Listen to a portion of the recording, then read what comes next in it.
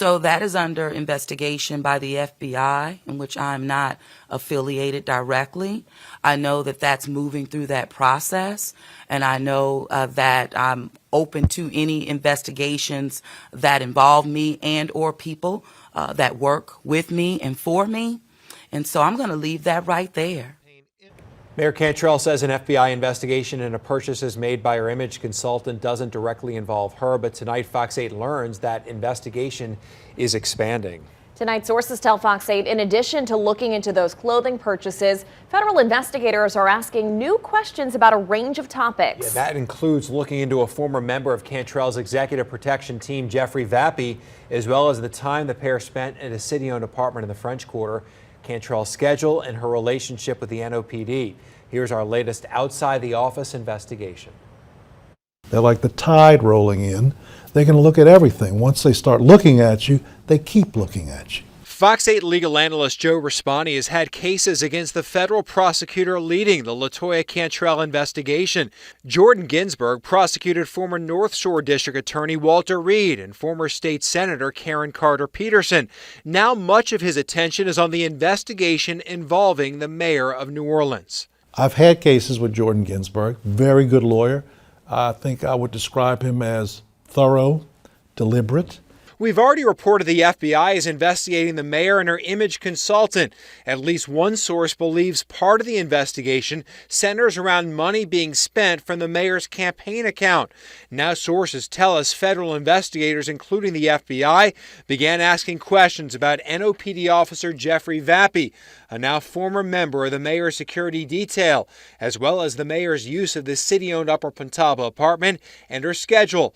It's unclear what the feds are looking at and how serious they are about investigating these allegations, but we know they are asking questions. Our prior investigations found Cantrell and Vappy spent long hours at the Puntaba during the workday. Vappy was often on the clock for the NOPD during those times. It has been my experience that once you are under investigation, this is not saying you're a target yet, but under investigation, they're going to look at as much things as they think is relevant. And if things are brought to their attention by other people, they're going to look at it. They're going to look at just about everything that can remotely be deemed as relevant to their investigation. Raspani thinks the most significant questions raised from our stories might center around Vappy, who charged taxpayers for long periods of time on the clock, sometimes while traveling with the mayor. For example, Friday, January 21st of last year, Cantrell and Vappy returned from D.C. The late afternoon flight, the only item on her calendar that day. Records show the 5:24 p.m. flight arrived 10 minutes late.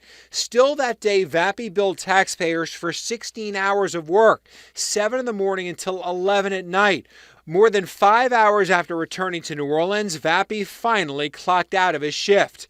Or in early April, Vappy traveled with the mayor to San Francisco for a conference on climate change.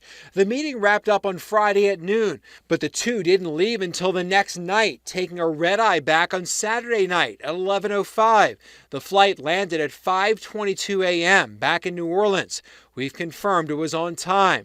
The day of that 5:22 a.m. arrival back home, Vappy stayed on the clock until 12 that night. So on Saturday and Sunday, when all he apparently did was fly on a plane from San Francisco back to New Orleans, taxpayers paid Vappy for 30 hours of work, 15 hours on Saturday, another 15 on Sunday. Oh, he clearly has already raised their antenna, and correctly so, because from what I understand, my take on it is that when you're paid by an entity to do X at this period of time, and you're not doing X during this period of time, and you're doing something totally different and still getting the paycheck, that's payroll fraud. And so whether or not they feel they have enough to prove that beyond a reasonable doubt, we'll see. And how much of that bleeds over into what the mayor is doing, we'll see. But I'm telling you, they're going to be looking at it. They're going to continue to look and expand what they're doing until they get to the point where they say, we've got a case or we don't have a case. The mayor has refused to answer questions about Vappy, including her relationship and the findings that showed the two of them spending hours of the workday inside the apartment doing little city work. So, Mr. Zurich, thank you for being here. It kind of freaks me out to see you. Instead, the mayor is focused on the video we used in our stories, calling the use of it inappropriate. The video came from a taxpayer-owned camera. We received it from the French Market Corporation, a public entity. The mayor appoints the entire board, and the camera was installed outside the apartment door during the mayor's first term in office. While federal investigators began looking into payments from Cantrell to her image consultant, sources say the questions have now expanded into Cantrell's time outside the office. When you're looking at an elected official, the impact of when they were voted in, when their term ends, always kind of comes into play.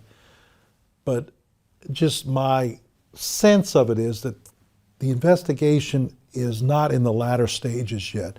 I think it is more, I would be fair to say it's more in the earlier part of their investigation, because they're piecing things together in a way they haven't, it would appear, convened a grand jury yet on this. They haven't done certain things that indicates a later stage investigation.